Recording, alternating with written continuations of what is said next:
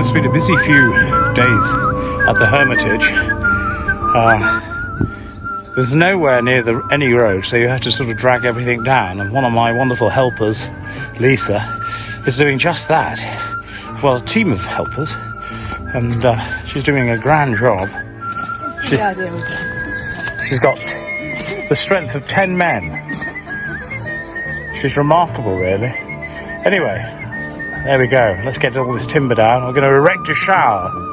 I've bought one of a sort of shower effect, which is like a pump, and you stick it in a bucket in it, and it's quite powerful.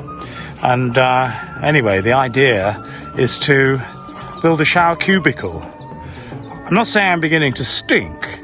I'd rather like to think of it as the odour of sanctity. But of course, people who know me better will utterly disagree with that. But anyway, I thought you might want to see what it's like to lug stuff about.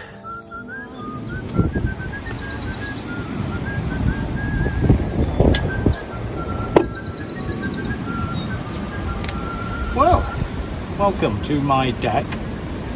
You'll have already seen the deck go down, or at least seen the video of what it looked like when it went down. Today, despite feeling tired, I had about 4 hours sleep last night. Keto insomnia. But disregarding that, we managed to get up the pergola, which you may see here. But it's not really a pergola, it's going to be like a closed veranda. Got a load of perspex that's going to go on the top. Provide a little bit of cover out here so things don't get wet. But it's lovely sitting on here. It's like an eyrie. It's like actually being on the poop deck, looking down upon the beautiful Shropshire countryside. So within 2 days, the whole of the deck has gone up. This sort of pergola arrangement, which looks magnificent. We've got a little washing line over there, look. I had my knickers on after I've rubbed them out in the sink. And over there's going to be a shower. How about that? There's going to be a shower. Now I know what you're thinking. You're thinking, well, I thought you were supposed to be renovating a cottage. Well, I am. But of course, when I sell my house in Yorkshire, I need somewhere to live while renovating the cottage. So the priority is to make this as habitable as possible. But I think you'll agree, this is a very hard-working priest. 2 days to put this lot up. Tomorrow, I'm going to put the perspex up. I just can't be bothered today because I haven't stopped and I'm absolutely shattered. Anyway, lovely to see you, and I'll see you in a bit. God bless. Hello, this part of the video I want to do something that's almost tragic from a human point of view. Many of you will know that I'm doing the keto diet, and it's not easy. This is not a radio. It looks like a radio, doesn't it? But it's full of chocolate biscuits and shortbread and other, what you Americans call cookies. But I must get rid of them, so I have created this. What you see before me is a bird table. You might want to observe my fat balls that are there. Can you see them? The tits like to nibble on my, you see the fat balls, and then I've got seed. So I've got a great station there. But then I thought about the little wrens and the robins, and they don't seem to like to cling on. So far I've had, well, I've had everything. It's usually tits. But I've had nuthatches. I've had a pair. I'm rather hoping it's a breeding pair. I had a small, what do they call it? A lesser spotted woodpecker on my fat balls earlier. Anyway, this is not a radio. Come have a look at this.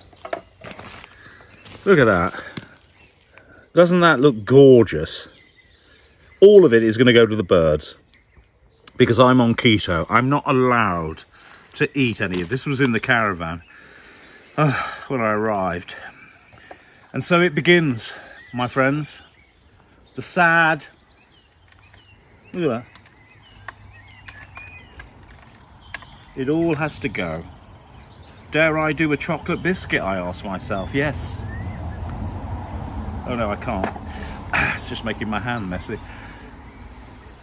So that's it, folks. I just wanted to share some of the tragedy that can occur in one's life when one tries to lead a more wholesome, healthy life. But isn't this glorious? A lovely station for the birds. The squirrels come down. We get all sorts here. And I've got the beautiful Shropshire. Just look over there as the sun begins to set. Magnificent.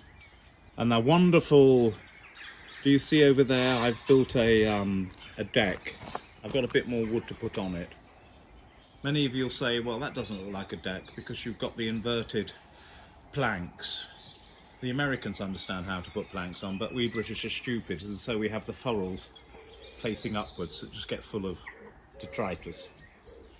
And so here we are. Welcome to part of my world. I'll just continue now to feed birds as I continue with my keto hell.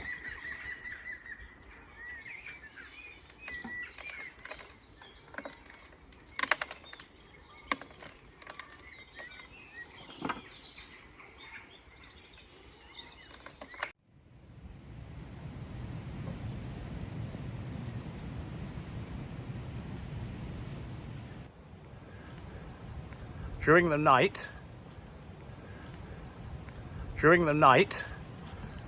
this bloody great thing came down.